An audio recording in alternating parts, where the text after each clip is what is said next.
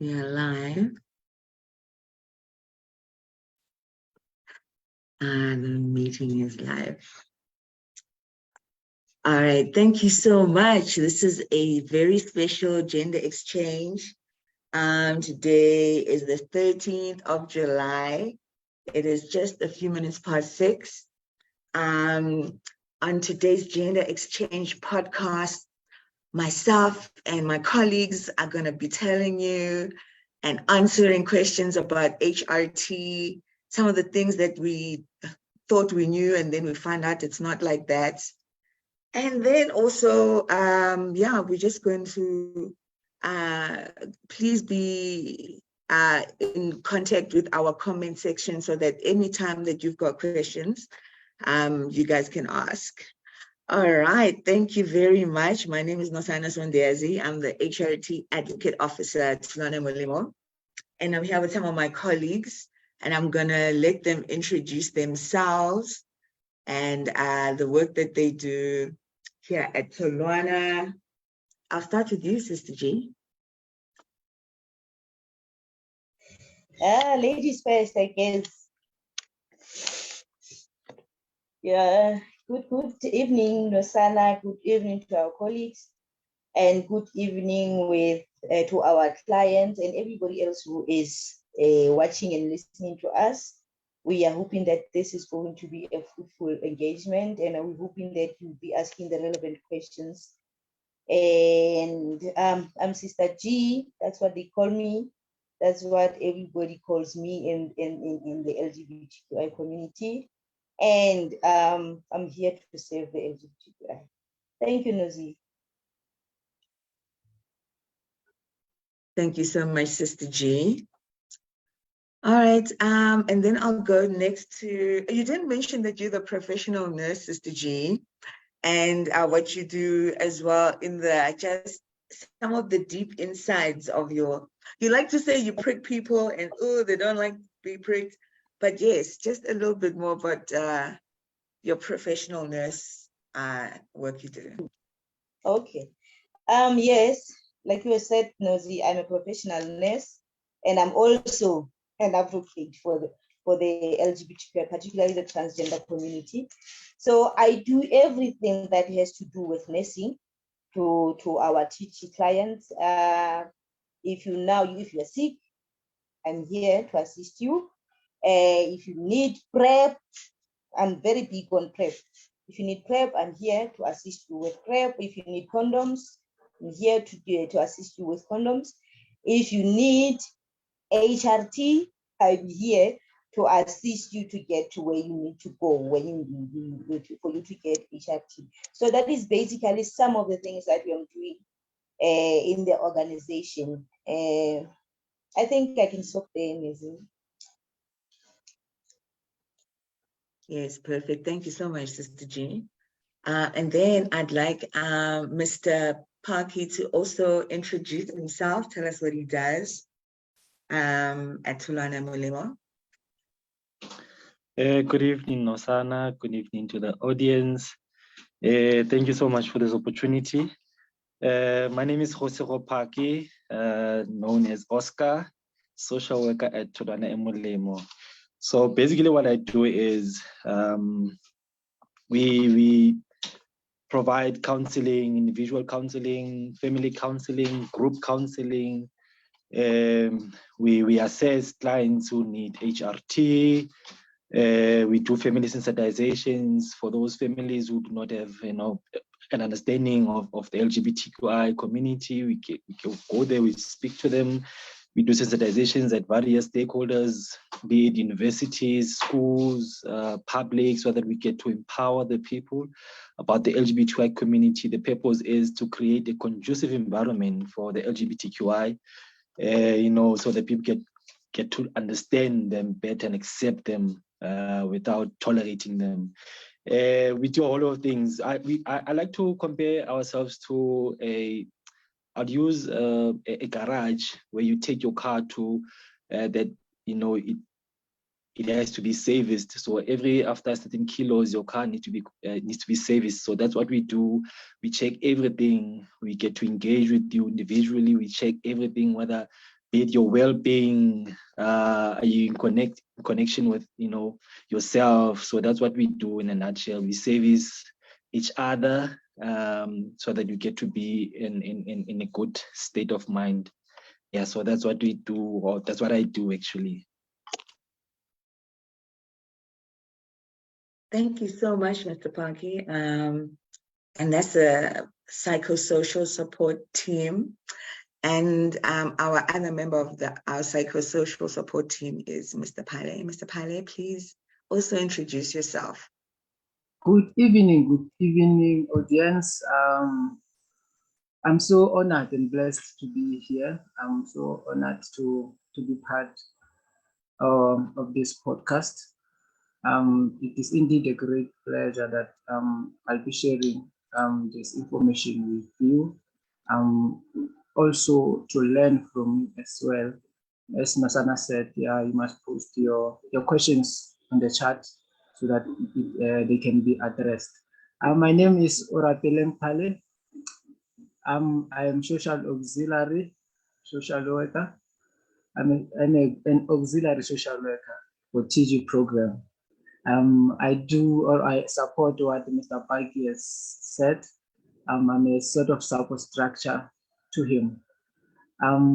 There's also an element of GBV in Tulana Emulemo, where I am a social worker. Then I oversee every aspect related to gender-based violence. Yeah, that will be it. Thank you.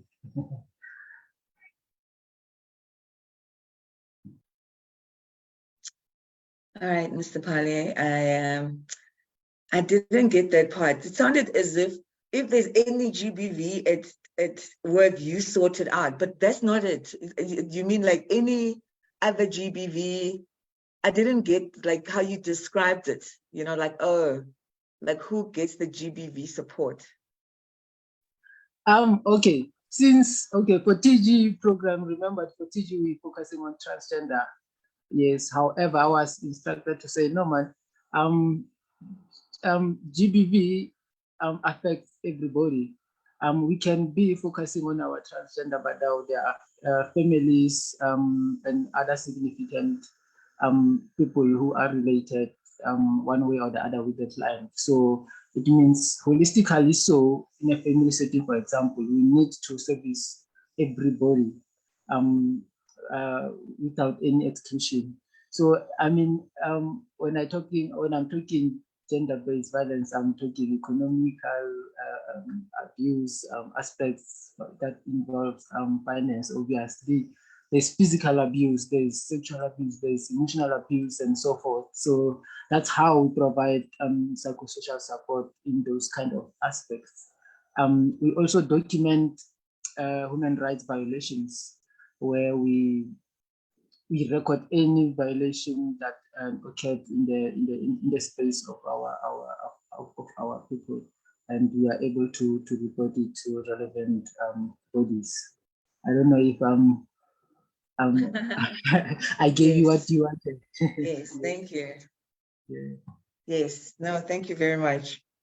All right, we're working with the trans community, and this podcast is really supposed to promote trans health, trans lifestyle, trans needs, all aspects, that's why there's social workers and psychosocial support and health and nursing and everything. So, but who are these trans people? What is a transgender person? Who are they, And how does one know when they are transgender, Who's gonna answer that first? Sister G's gonna answer. How do I know if I'm transgender? Oh, Nelson,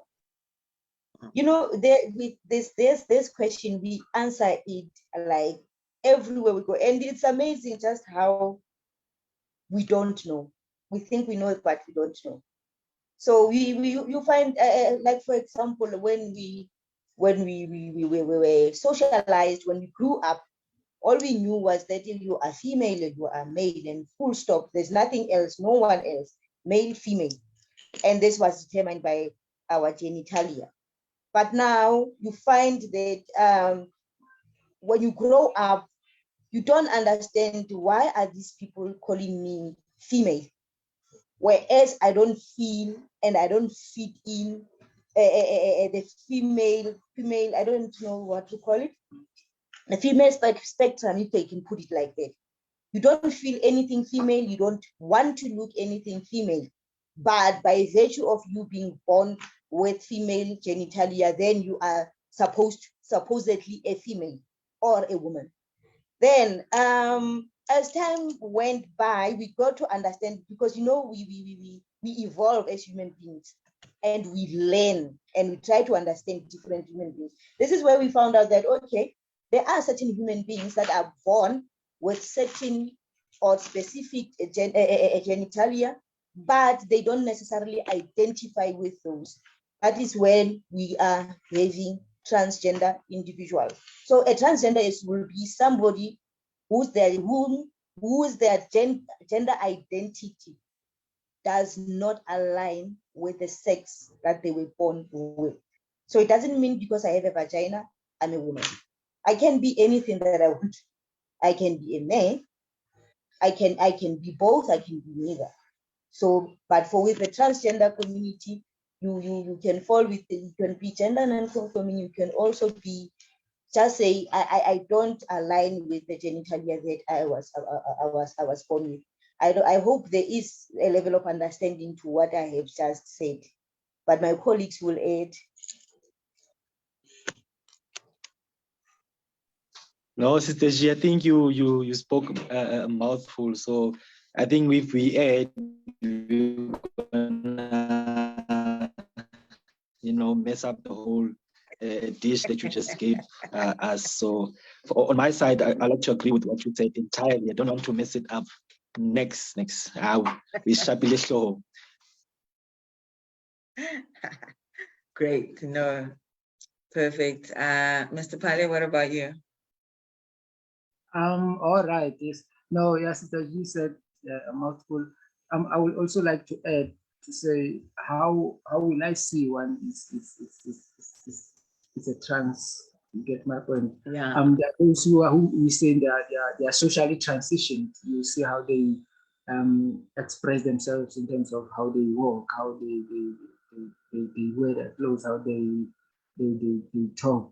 You get my point. So I think that is one of the aspects that one can say, oh, this person is a trans. You get my point.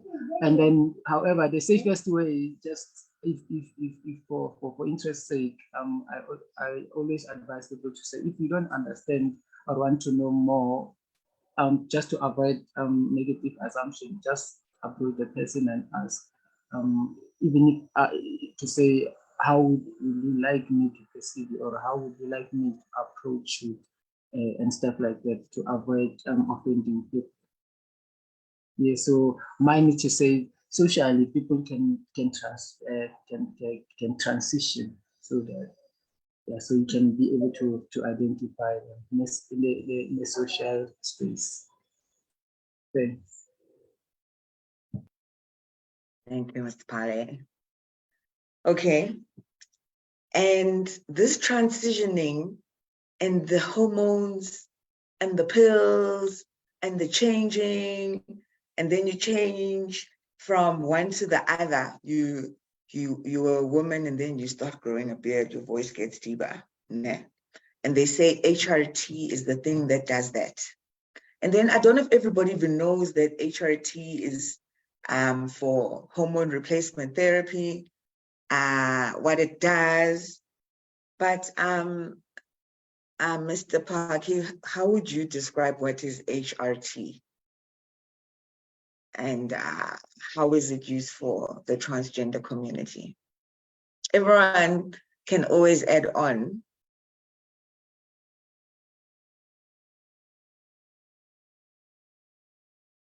Okay. So my understanding of HRT is well, abbreviation of hormonal replacement therapy is, say for instance, assigned at birth I'm male, but like Sister G said, my gender identity doesn't align with the sex that the doctor assigned me.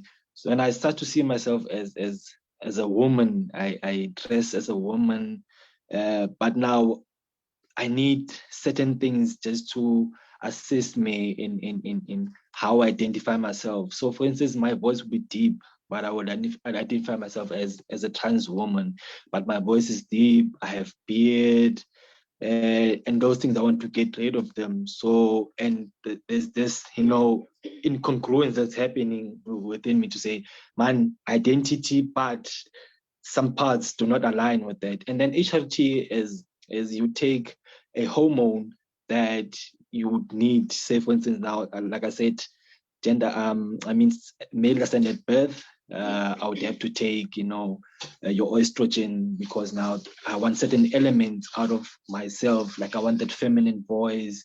I want those, that soft skin, those curves and whatnot. So HRT basically is a hormone that you take that will be able to assist you to be at ease with how you identify yourself. I'm a woman, I see myself as a woman, but my voice, how I walk or see myself in the mirror do not align. And then that will be able to assist me in the long run to, have that balance to say, okay, I identify myself as a woman, my voice is feminine, I have the curves that I want, I have everything that I want, physically or phenotypically. So that's my understanding of HRT.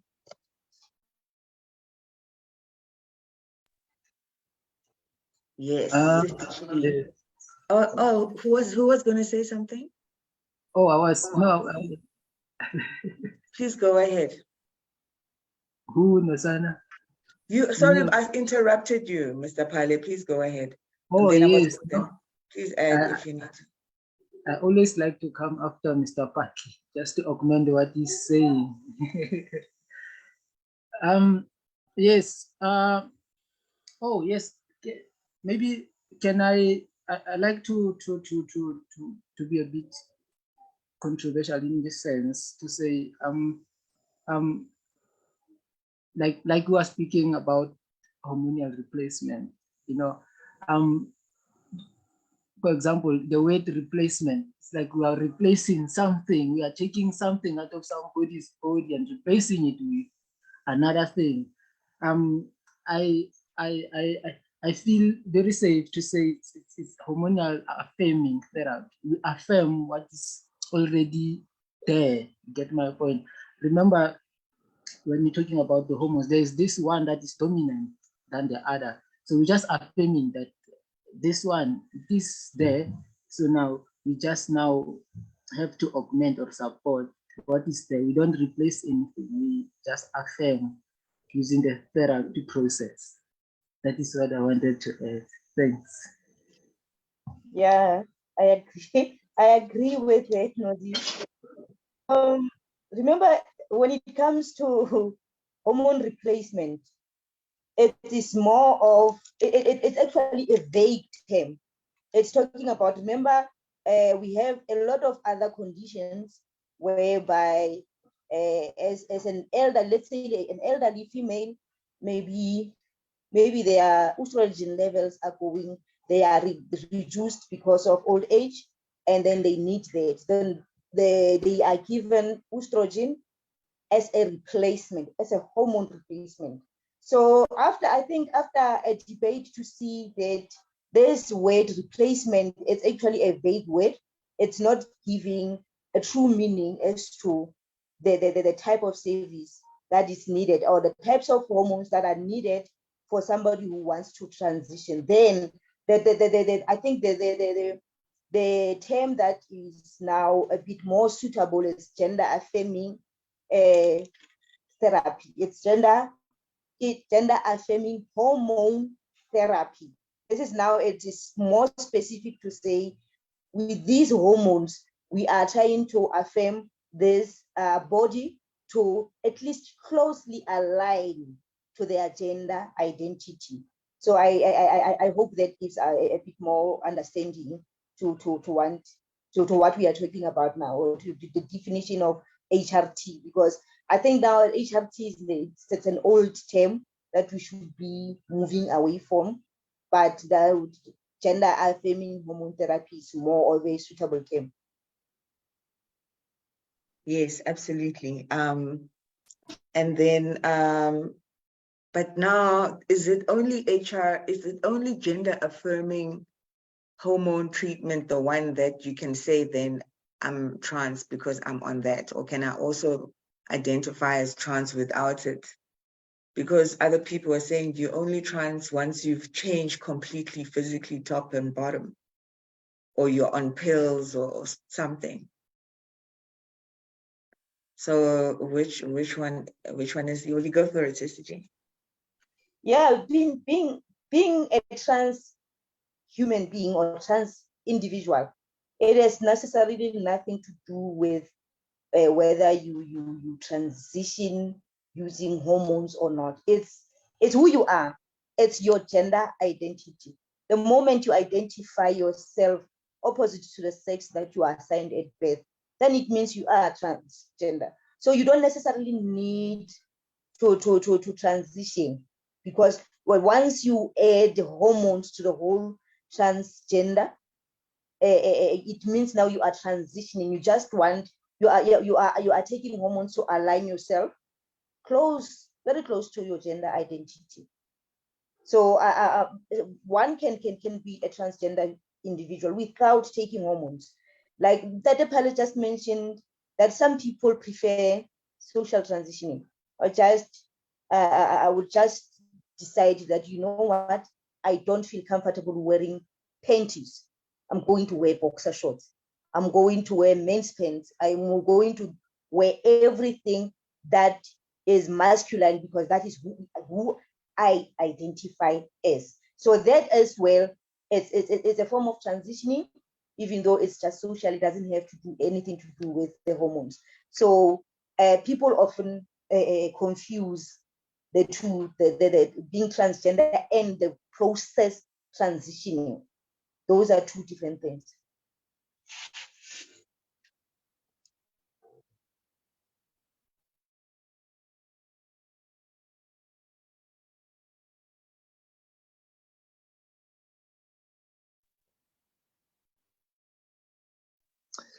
Sister G, you mentioned, the word socially, and Mr. Pale, I think, also mentioned the word socially so many times.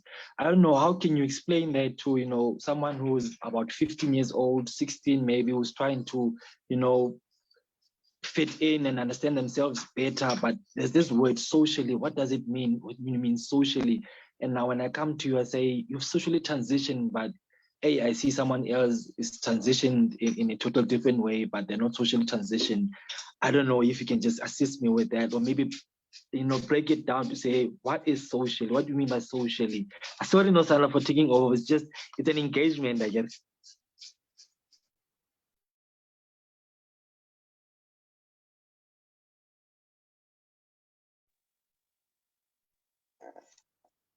Yes, Nozi. Remember now, when we're talking about the social aspect of a human being, this is now where the type of lifestyle that I'm living, the engagements, who I am as a person in relation with everyone else. So now, for people who are saying they are transitioning socially, it means they are going to bring upon changes in their own lifestyle that will eventually make it easier for them to live with who they are. Imagine being masculine. That is just a simple example that I use. Being masculine and having to wear a short skirt, and you are going to school. Have you seen this uniform? School uniform skirts. They're so short. And for somebody who is masculine, that doesn't feel well. That right. It's a bit more offensive to say, but I can't wear this because I see myself as a boy. You see. So now, if this person is allowed at school to wear a male uniform, then they feel more comfortable. They feel more free. They become a bit fully functional, because at least something has been done to make sure that they are more comfortable to make changes that align them with their gender identity. So with social transitioning, it's just those small things that you are allowed to do, that you can do, that are not complicated, but you are able to do. Like, for example, a trans boy being allowed to play with other boys. Then they feel, yeah, but I'm fitting in because I'm a boy, I'm playing with other boys, and it's okay with the community, or it's okay with my parents. So that is the type, those are the type of things that you can do as you try to social transition. But there are a lot more, but that is just a typical example that I'm making. Sorry, I was muted earlier. Well, I was also on this answer of social transitioning, and I was just saying your immediate social space, if they accept you, like you were saying, Sister G, then those people that are around you that you see more, whether you live with them in your home or you see them every day, you know, then those people allow you to express yourself the way you feel. That would be social, you know. Is there any other colleague that wants to add?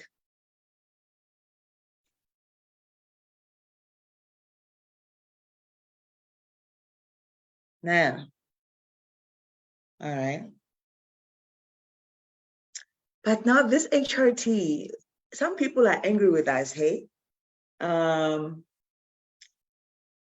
people are angry with us because they're like, we are hiding the HRT that we're not giving them, we're only giving to our friends, others we won't give them, others are gonna wait, you know, and it's you know, it's such a thing, right? And I just like to say, before each of us has a chance to just say their part, how they can help you access it. Because how can people access HRT with us at Tulwana, right? Do people think we have it in the fridge? What do people think is actually happening, you know? So I'd like us to answer that question. I'm going to start with you, Sister G, because maybe people think that like once they've like had you, if you know you wrote it in your book, well, we put an HRT, you're just going to order it from the hospital. I don't know how people are thinking. Yeah. You know, Nosy, I'm laughing because I'm not laughing at our clients, at our trans community. I'm just laughing at how you are putting it, that people are saying, Sister G just wrote my name, so she will get it from the fridge and bring it tomorrow. It's unfortunate that it cannot happen like that. And in an ideal world, believe me, I would love it to happen like that, because it would mean our services to our clients would be faster, easier to access. But it's unfortunate that as an organization, Tulane Mulimo, we are working closely with the Department of Health, and whatever we do, we cannot do it without the Department of Health. Now, we have systems in place, and unfortunately there are laws, or should I say fortunately, because these laws, they are put in place to protect everyone in the country. So if I were to say, come and get your HRT tomorrow, and then that's it, and then I don't involve my psychologist, I don't involve my psychiatrist, I don't involve the specialist, which is the endocrinologist, then I would really, I will not be doing justice to our clients. It would mean I would not be caring for their lives. Remember, with these hormones, naturally, as somebody who is said to be female, I was born with high levels of estrogen. That is a female hormone, we know that. But now, as being a transgender man, I have these female hormones in my system, and then I want to introduce these male hormones. So you see, there is going to be a clash in the system. So that clash, it can only be monitored by specialists. That is why I, as a professional nurse, what I can do is can sit down, do what we call baseline assessments, like your basic assessments that the nurses can do. Check your high blood pressure, check whatever medication you are using, if they're going to be contradictory to the HRT, so that when I refer you to the specialist, then the specialist already is in a position to say, okay, like for example, I'm taking PrEP and I want HRT. Those are two substances that are going to meet in my body, and doctors will know what hormone to give me and with what amount to give me. And they also do tests. It's very important for our clients to understand that those tests, they cannot be done at the level of the clinic. They cannot be done at the level of the organization. They are tests that they can only be done at a tertiary level. So at the tertiary level, they can only be ordered by either a GP or by an endocrinologist if you're doing it in the government system. So us as an organization, what we do, like I said, as a professional nurse, we make sure that your basic tests are being done, your HIV testing is being done. If you're HIV positive, it's fine, it's still okay. It doesn't disqualify you from getting HRT, but we need to know if you are compliant, you are taking your medication, you are virally suppressed. So those are just the basic things that we do in the nursing department, and the social workers will also explain the part that they are doing. But from then onwards, we refer you to the specialist.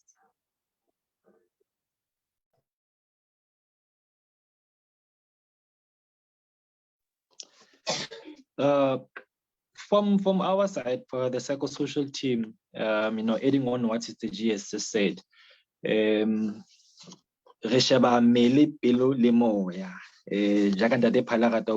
Pali would like to say, we assess, that's what we do. We check those three components. So with us, we get to assess, a lot of things. This includes support system. Is there a solid support system? Should you, pass on to the final stage of the whole process when you come back? Will there be someone who will support you emotionally, psychologically, physically? Should you experience any certain effects or changes within you that you can handle yourself? So we get to check that. And also we check your lifestyle, whether are you a person who drinks every weekend, are you smoke every day, because those are things that are very important that we look at, because they affect the whole process of the HRT. Because if you're a heavy drinker, heavy smoker, then it will prolong the process of you transitioning the way you want. So we get to check those things, because if they are not there, then it becomes a challenge for you. Because say you are, get to the final stage, endocrine clinic, you get the psychologists, they check, everything, and then they say you're fine, and you come back, but emotionally you're not okay. You haven't dealt with the traumas that you experienced from an early young age. You haven't dealt with the abuse that you experienced in your relationship. You haven't dealt with, fixing the relationships with your parents, or your parents do not understand what's happening with you, why you're transitioning medically. So we get to check that, and we help you, to align yourself to say, okay, emotionally you are in a good state. Check, support. Is there support? Friends, family, extended family members, if it's there, check. So we get to check those things, because they're very, very important and key important things especially when you transition medically. So we get to check those things, and that's why sometimes the client would take a longer time, for us to refer to Sister G, because we want to attend to those things, the emotional traumas that you experience, the traumas that you experience, emotionally, psychologically. So that's why sometimes it takes time, because we want to make you ready in all aspects before you get to move on to another step. Like Sister G was saying, there are laws, there are policies that protect us. So we don't want to rush this whole process now. We just refer you for the sake of referring you. We don't want to do that, because at the end you suffer in other aspects, and we'll be held accountable for that. So that's why I say we take time, to assess, understand what's happening with you, so that we can assist you in any way possible. Mr. P, I don't know if I touched your assist there. Yes, no, you wrapped it nicely. You said everything that needs to be understood, and hopefully our audience will understand why sometimes the process has to be longer. You get my point. I know one of the aspects is I like to find out also from my side to say whether the decision that the clients want to make, is it a sole decision? Is it not influenced by peer pressure, or for the mere reason to say I want to grow boobs, you get my point, or I want to grow big bums just to attract the boys? Does the client wish to go through this affirming process with a genuine reason, not the reasons that are just light, if I may say so? You get my point. So I usually want to find the jinx of that. What is your reason per se for wanting to transition? You get my point, because some you may find that it's because so and so has done it, I also want to do it, or I want to attract somebody, then I want to. And this is a very serious thing, because it's a life-changing process where one needs to be sober and be firm in the decision that they are making. Yes, thank you. Yes, I hope by maybe the end of this episode that maybe people can see all the different steps and all the different people you meet along the way, from when you decide, I want to take HRT, I'm ready for the changes, I know I'm going to change. Other people are going to be surprised, look at me, they'll be like, what's happening? Invade my privacy. And, there'll be all those things, and I still want to take it. Now there's going to be other people I talk to before I get there. Ne?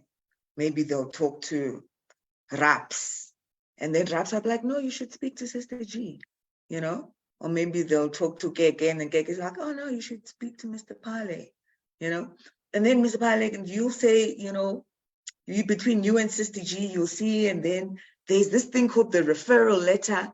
Who writes the referral letter?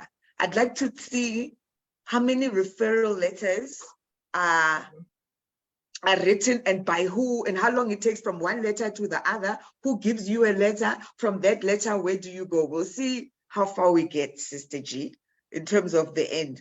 Because people even want to know, but do I pay for everything? All those things. Who's going to start off? Who's going to write the referral letter? How does one get a referral letter, Sister G? Okay. A referral letter, remember now, I talked about the part that I do and the part that the social workers do. So Ndate Pale just aligned it very nicely to say, even in Ndate Paki, to say they interview you as a transgender individual. They want to understand what prompts you to say, I want HRT. And I remember we like the example that that the Pale just made, that I want to nice boobs and bums for boys to see me. It's not hearsay. It's things that we hear. It is things that we picked up when we are engaging with our clients during dialogues, to say, but if I have breasts, then the boys will notice me better.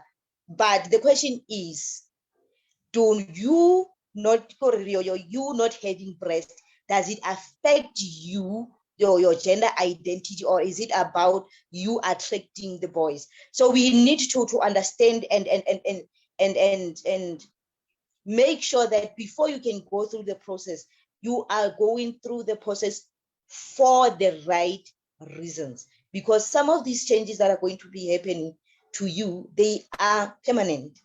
And at the age of 18, you think you want these changes, but the question is, will you be able to live with the physical changes that have taken place at 18 years old when we are now 50? I once made an example to say, some of the services are not easily accessible. Let's say you never get to go through surgery, but you have gone through HRT at an age of 18. Now you grow these beautiful boobs, but you do still have the main organ. And you still having these boobs and the male organ at the age of 50. Do you see yourself accepting this body the way it is at that age? You see the psychological readiness that has to happen before you can go through the process. So now the referral letter issue. This is where now you can go through the HIV testing and everything. We have other staff members that do that, peer educators. And then after you have seen the social worker and you have gone through the assessment, this is now where they are saying, Mr. Pale would say to me, I have assessed this particular individual, and I after my findings, I can really say that this person does qualify to go to the next step. Then I will come and write the referral letter. I write the referral letter because at the end of the day, we have to do what we call vital signs. Your blood pressure and your check your temperature, check your latest HIV results, or maybe if you are on ARVs, check your latest blood results. Then write them into the referral letter, send them, give it to the client. Remember, I cannot write the referral letter before the client is seen by the social worker, because now we have to have the most recent results. So if you come to the organization and just say you come in January and you get to be seen by the social worker in February, then maybe end of February, you can come to me, whereby I can write the referral letter, send you to the next step. So there are steps to follow before you can even, just before you can even get to the hormones. There's still other people that are going to see you at other institutions before you can actually get the hormones. And people are asking on the comments, I want to know how long process took after social worker assessment with client to see psychologist.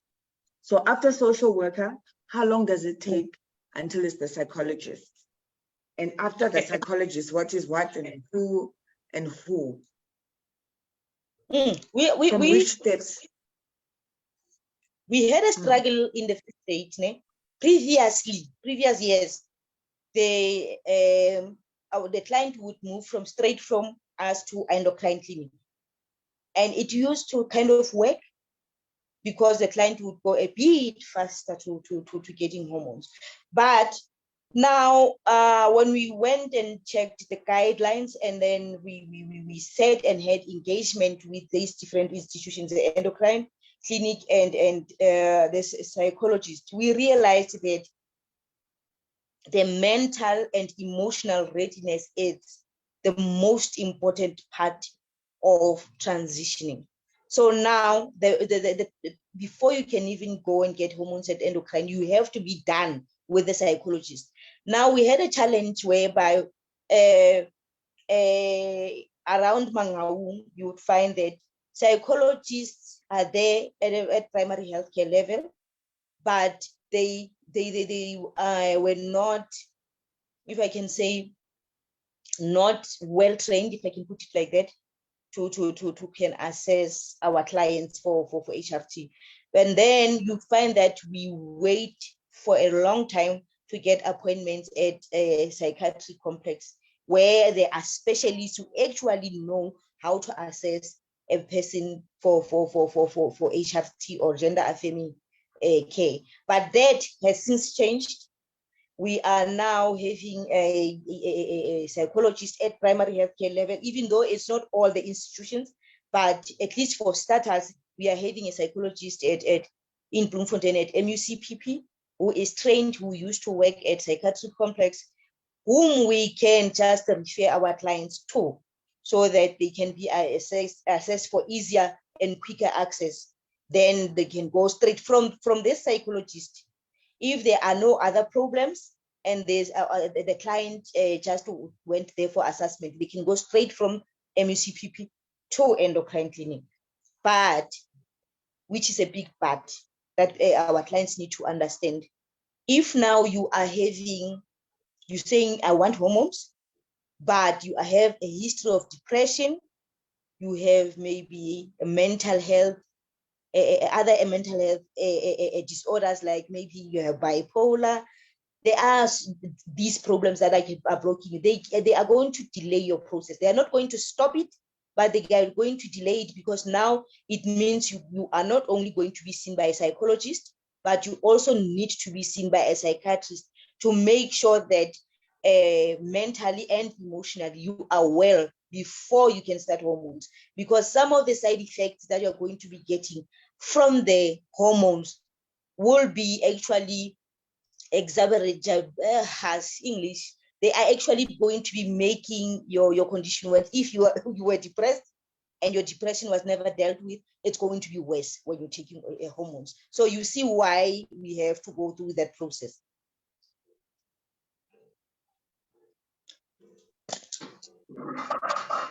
Yeah, just to add on what Sister G just said, considering even that she touched on, we have various towns that we render services to. It's not only Bloemfontein, Botshabelo, or Tabanchu. There are other areas. So imagine now we receive referrals now from Tabanchu. Sister G has to go to Tabanchu and make her assessment. Next week she has to go to Botshabelo. Next week she has to go to Soutban. Why I'm saying this is because clients they expect to be assisted the following day or the following week when they've heard that the referral has been sent to Stage G. They don't consider the fact that there are other towns or clients who were there before them, and we're trying to explain to them that, guys, please be patient. We servicing a lot of towns, Tabanchu, Botshabelo, Soutban, and so forth. So now again, with Stage G being the only professional nurse in Tolwane Molemo, she takes time to get to other areas, depending, like she explained, the whole process, depending on the last referral that she has to make to the psychologist or the psychiatrist. So yeah, I just wanted to add that so that they can be aware of the population, the numbers we serve, the towns, so that they don't have this expectation of, I know Sister G, she stays in Tabanchu, I'm gonna get a referral tomorrow or next week.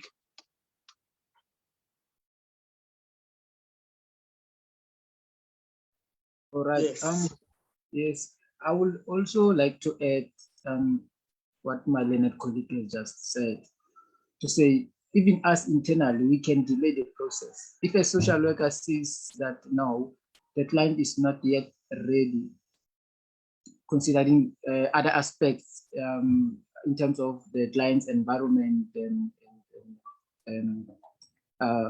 family structures and so forth, we can delay, because we need to first sort out the client issues socially first, so that when the client continues with the process, then everything has been ironed out. I do believe also Sister G can also delay process if medically there are certain aspects that need to be addressed. Because I remember there are certain clients who, for example, who are non-positives. However, they don't want to take medication, but they want to go through the process of HRT. Mind you, the treatment, the HRT, the hormonal replacement treatment has its own side effects. So imagine if you are not virally suppressed, then you want to undergo the same process that will demand certain level of maturity within your body. You get my point? So you need first to be okay, so that when you proceed to the next processes, then you are okay. And I would also like Sister G to stress the fact that once prescribed hormonal replacement treatment is, for example, it is for one person, we don't share. You get my point? Because there are certain things that they are being looked at. For example, if my level of hormones won't be the same as Mr. Pikey's and so forth, so it means we may not get the same dosage, if I may put it. But then Sister G will correct me if I'm wrong. So now imagine if I'm taking, for example, Mr. Paki's medication. So it means now I'm doing what is not good at all. So maybe Sister G will add and subtract on that. Thank you. That is 100% correct, Pale. It's 100% correct, and it's a concern because we have this culture of sharing medication. With feminizing hormones, in most cases, it's oral. So if now you don't know the strength of the medication, sometimes I can say I am taking 1 pill per day. And then a friend of mine would come and say, I'm also taking 1 pill. But when you check the strength of these pills, they are not the same. That is why it's important not to share a medication. If your medication has run out, you go and you collect at the facility that you're supposed to collect it. If your prescription is expired, you go back to your doctor and get a new prescription. The danger thereof is that, remember I mentioned earlier that there are tests that are being done that can only be done at the level of the tertiary level. So these tests would include, they would check things like toxin factor. So if now you're taking more hormones than you are supposed to take, then it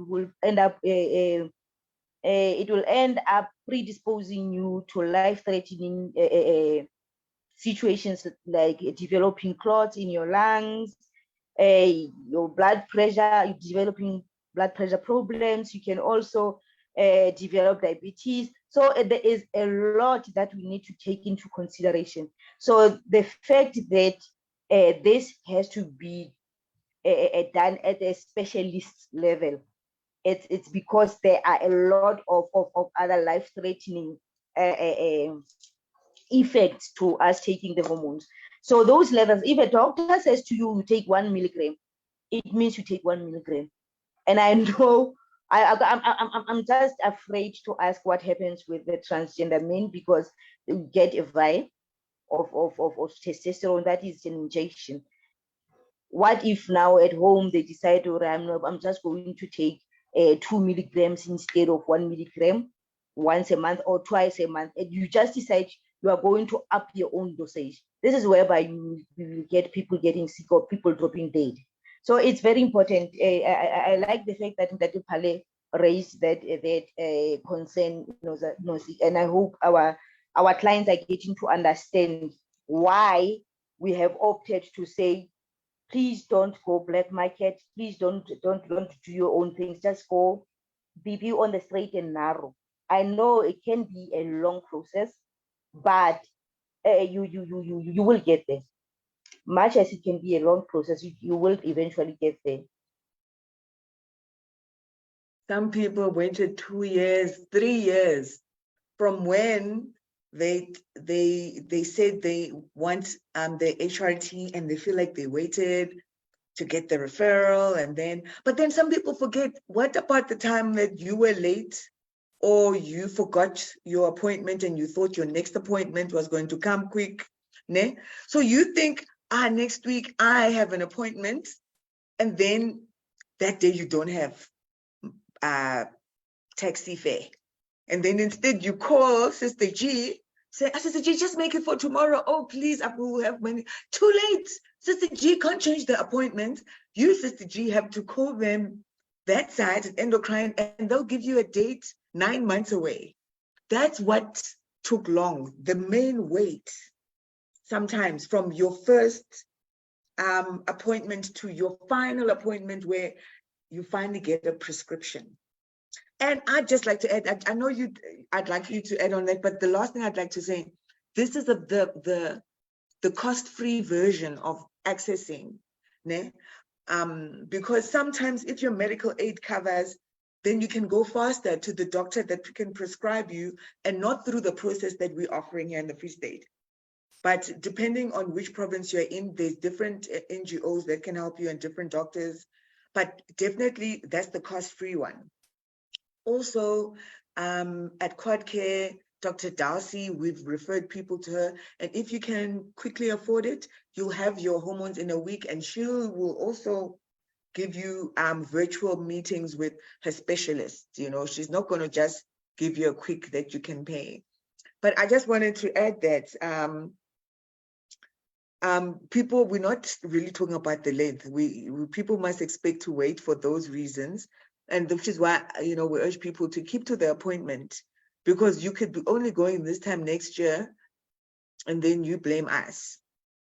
What do you want to say about that, my colleagues? And defaulting as well. You know, when you get your food right there after waiting so long, and then you take your hormones, and then you get used to the hormones, and then you tell yourself, I'm now used to endocrine, I know how they work, and then I will skip the next 6 months, I will go whenever I feel like it. And then unfortunately you will go back home, you will be again on that waiting list, you will start from scratch. Imagine waiting for so long, and then you decide to default for whatever reason, and then when you go back, they're not gonna say, hey, we have you on our system, you have a file here, you can just come next week. No, you are going to start the queue from the back. You will wait for the others who have never been on treatment. It's just unfortunate with our government systems that everybody, if it's free, you know, most of us cannot afford this because it's expensive to get this. For a vial of testosterone, it's about 600 and something rands. So imagine if you have to buy that for yourself and you are unemployed, it becomes a problem. But now, because all of us are queuing at endocrine clinic, and remember, endocrine clinic is not a clinic for HRT or gender affirming therapy. It's a clinic it's a specialist clinic for all the other hormonal problems. If I'm a woman and I have a problem with my thyroid, it's not well controlled, they are going to send me to endocrine. And endocrine clinic, because they are seeing such an influx of other life-threatening problems, they can only see 2 transgender clients per week. So you see, if now you decide you're not keeping your appointment, how long is it going to take?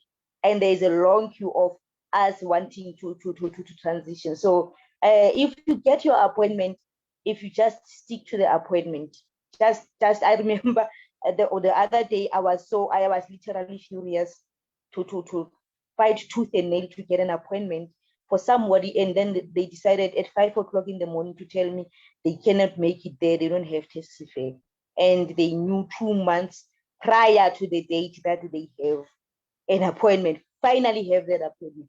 I was honestly, I was angry, but luckily the person managed to get to see the psychologist, and I'm happy that at least their journey has now started. So sometimes it's really, we also have to take responsibility for our own actions, not to just blame everybody and the organization as well.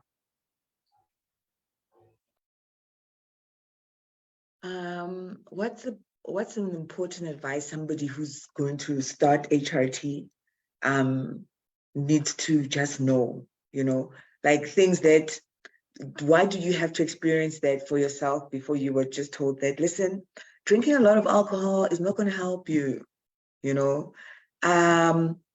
Or now, Sister G, you were saying, missing your appointment is not going to help you, you know? So what other things would you say are important that our transgender community must know? Because people like to say, oh, but you're going to change your mind. And then, you know, so what would you say? I'm starting with you, Mr. Parky. So my advice would be use us to learn more in terms of consult as many times as you can with professionals who are there, your social workers, and listen to their professional advice, listen to Sister G's professional advice, because we are being guided by important documents that are, compiled by specialists. We don't just do things for the sake of doing it. We are guided by important documents. So consult as many times as you can. If you feel like you need to do this, don't just consult once and then go home and feel like, yeah, I'm okay. You tell the social worker, I'm okay, I don't need to consult further. We decide to refer you to Sister G. Consult with us as many times as you can, because it's very important that you get to tick every little box with you and with us to say, okay, now you are ready, to go on this journey of HRT. So my advice is consult as many times as you can. If you want a social worker 4 times a week, do that, so that you get to understand the whole process. You get to be empowered, and make sure that you are ready to embark on this journey, because it's one journey that it has a lot of challenges along the way. So you need us by your side. Even if after you're done with HRT, consult with us. Don't just say, I'm done with Tolane Molemo. Continue consulting with us. Contact us at any time, so that we get to assist you again with whatever challenge will come after you're done with the whole process of gender affirming therapy. Thank you.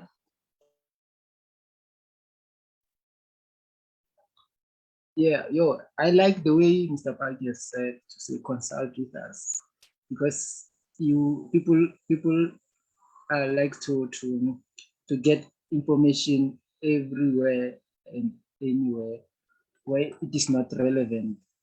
So at least consult the people who know better, the experts of the subject, so that you can be in the right path. Because transitioning is a very life-changing process that needs thorough information. So consultation with relevant stakeholders is very key. Thank you.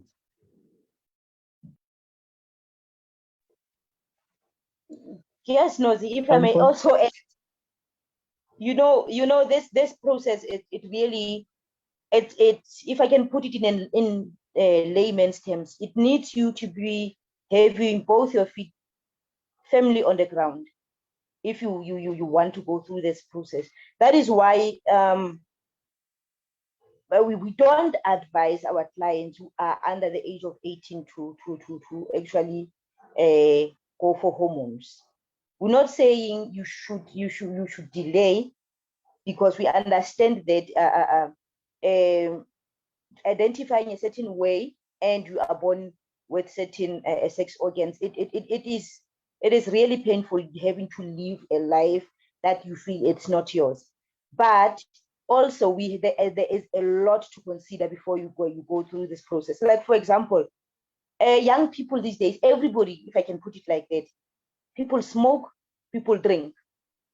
Those two things, if you think you're going to take hormones and continue drinking and smoking at the same rate that you are doing, then you will not be getting the desired effect as quickly as it's supposed to happen in your body. Remember, drinking alcohol, it weighs heavy on your liver, and you bring in now hormones that have to be processed in the liver and in the kidneys, and these also as well, they are bringing more work to your liver. So if you decide that you are not going to stop smoking, then your liver, or stop drinking, then your liver will continue prioritizing alcohol and then keep rejecting the hormones. So absorption of the hormones, it's not going to happen as it should. Then you will complain and say, but these hormones, I've been taking a testo for 2 years now, and I'm not seeing any changes. But you are still continuing with the same lifestyle that you were living. You are not giving your body a chance to receive the hormones the way they are supposed to receive them. And let's talk about nutrition as well. If you're not eating healthy, or you are not in a position to even have a decent meal, introducing hormones that are going to increase your appetite, it becomes a problem. Imagine now I can't buy bread. At home, we cannot afford certain things, and you go and get hormones. And then when you get hungry, what happens? You end up defaulting because you're feeling these hormones, they are just making me even more hungry, and I am not in a position to get the nutrition that is required by my body in this new state. And there's also the issue of side effects. If you are not ready emotionally and mentally to can deal with the side effects, then believe me, you will wait in a queue for 2 years. After waiting in a queue for 2 years, you take your hormones for 2 months, and then you will just feel, I'm not going to take them anymore. And the desired effect that you are getting, I often listen to people talking about the hormones, but na matswele a ka haholo jwalo ka a mang mang. remember the changes that are going to happen in your body, they will depend on how your body reacts to the hormones. The perfect example is I made to another lady to say, look at the ladies at both sides of your family. Do they have big breasts? And then she said, they don't have. They're just having average breasts. And I'm asking, now, why do you think that your big breast will come from? Because genetically, in your family, you are having average breasts. So that is at least what you should be expecting. Look at what happens. Or even the example with beard. Trans men will be saying, but now I don't develop any beard. Why is it that I'm not developing? It's because at your home, the men in your family, you don't have beard. Where will you be getting the beard? So these are the preparation. Ndate Paki put it just correctly to say, you have to be ready and you keep seeking, consulting and seeking more clarity, even if after you have gotten your hormones. And the most important part is the support.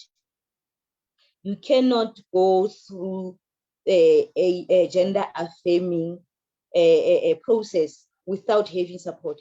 Even if there's just one person in your corner, you need that person, because this is going to be emotionally draining. There's going to be days where you feel so depressed, you would need somebody to be there for you. So if you're going about it alone, really it's not going to be easy for you. It is not easy for people who are having the whole family supporting them.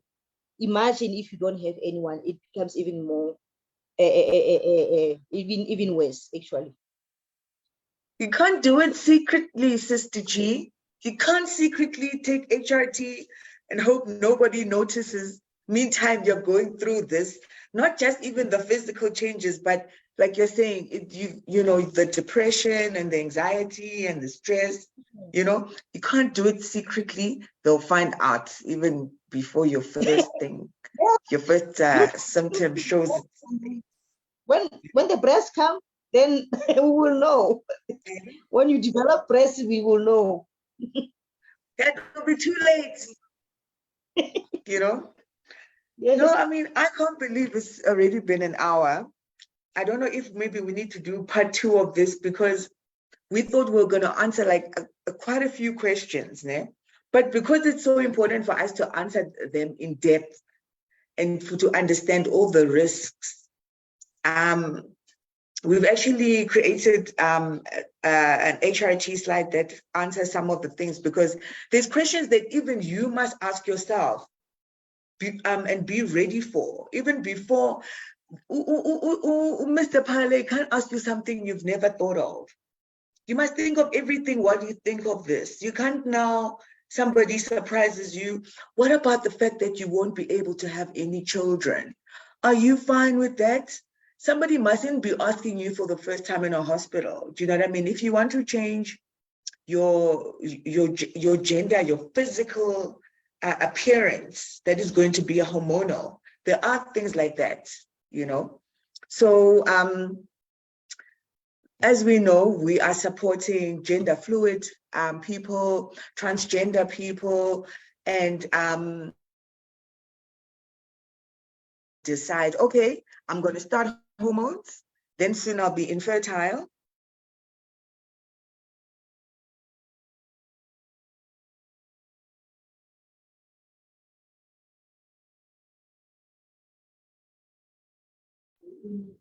Yes, Sister G, you said a very important thing about support, because I remember one of the effects or side effects of gender affirming is I had, I think, few of the clients say, now I have this anger. I don't know where does this anger. I'm this aggressive person now. I react very fast when something comes my way. You get my point. And I was not like this. So then I said, no, this is one of the side effects. So a person like that needs support, needs somebody who will take him or her by the hand to say, no, this is part of the side effect. Just try to control your anger and going forward. Support is very important. Then I liked the way you put it, Sister G.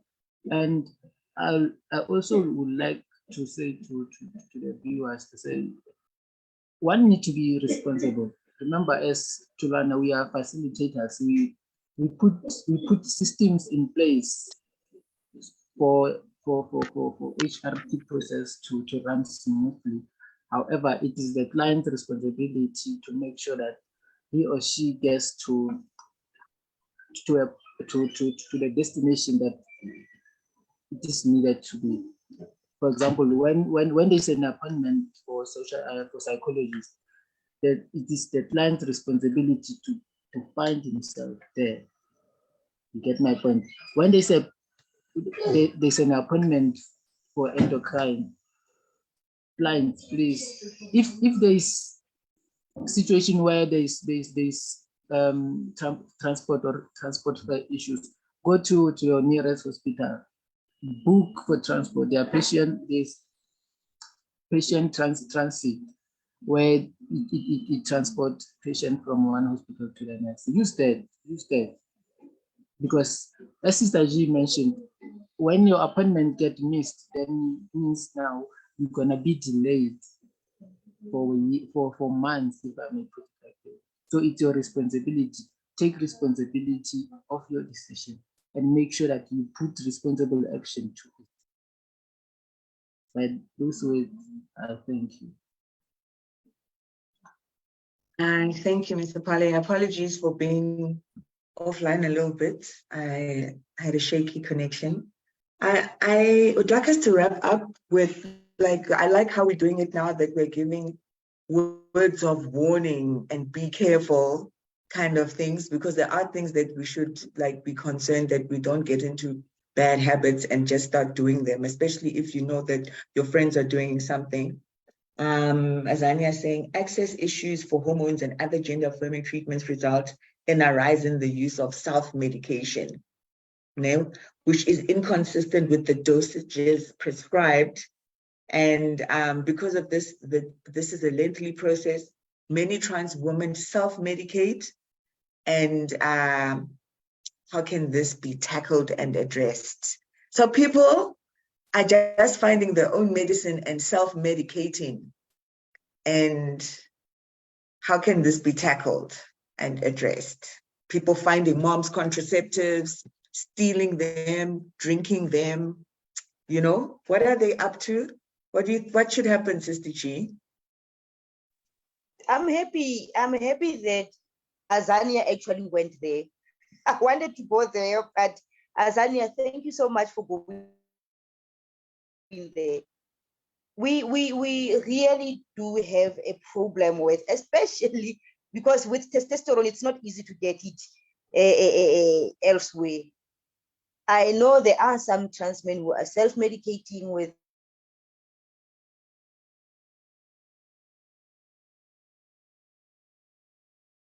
us really talking about this. It honestly is it's making me happy, because it will mean that people will have to understand the risk that they are putting themselves in. Yes, you're going to be beautiful. You will have calves. You will have boobs, but you are actually causing yourself harm.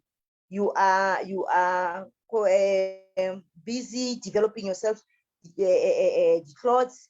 you are busy harming your internal system. So honestly, let us just try to get to move or to shy away from using black market, if I can put it like that, black market hormones. I know it's tiring to wait for this long process, but at much I advise you to much rather wait for the long process and be healthy and live longer than to just take shortcuts and be beautiful and die young, beautiful as you are. So really, we have people who have lost their lives very young, especially transgender women, very young, very beautiful, and it's just suddenly they just suddenly fell sick and then they died. And if you can go back to the history, you would find that these people have been self-medicating. There's also these other pills that I've heard that transgender women are buying from the local shops, location shops, particularly if I can put, I think from these local shops that are selling over-the-counter medication. I don't know if that medication, when I went through the medication to look at it, it is actually designed to deal with allergies. But one of the side effects is fat distribution. It makes your bum bigger if you use it long term. And remember, you taking that for the side effect, you are actually causing yourself harm in the long run. So let's just much rather stay away from using these black market medications. And Azania, I'm hoping I understand that it feels like we are stopping people from achieving what they want, and as if we don't understand. We do understand, but we are saying let's rather be safe than sorry. I don't know if anyone wants to add to that.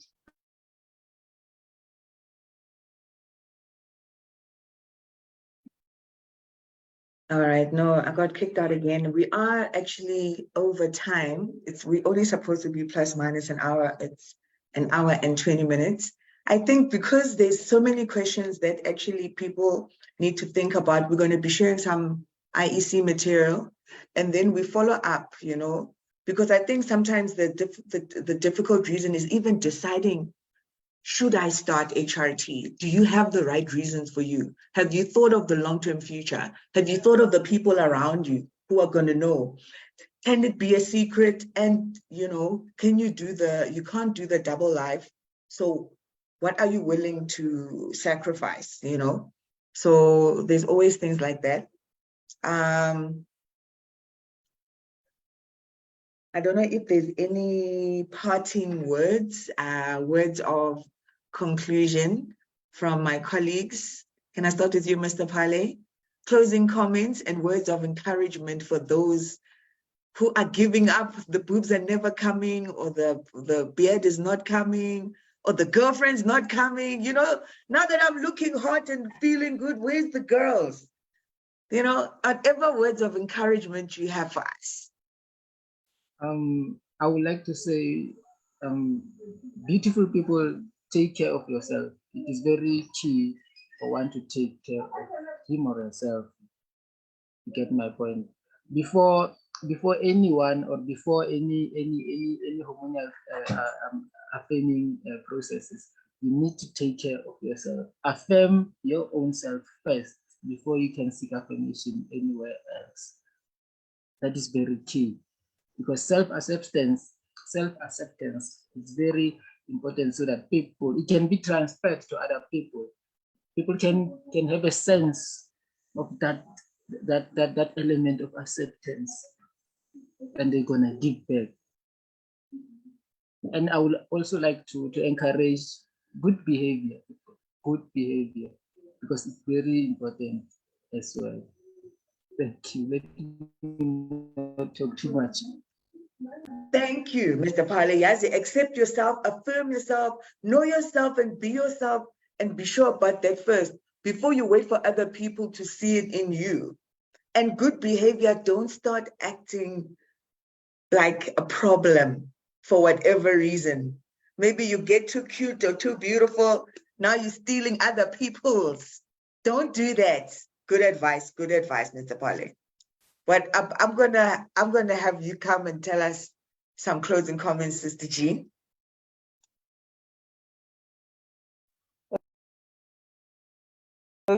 You know, you have no idea how beautiful trans women and trans men are. They're just beautiful human beings. And I don't want to see any of our transgender people losing their lives over something that we could have waited for. We are trying our level best to see how we can fasten the process, how we can support our clients throughout the.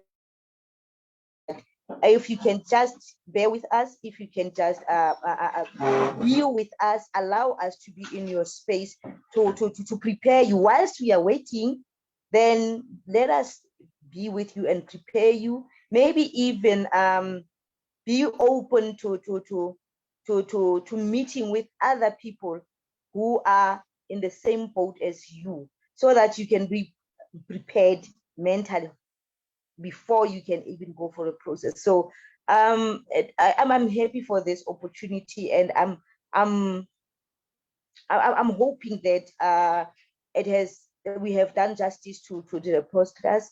Our clients have heard us, and they will please contact us, but please not at night, though. Please contact us, but not at night.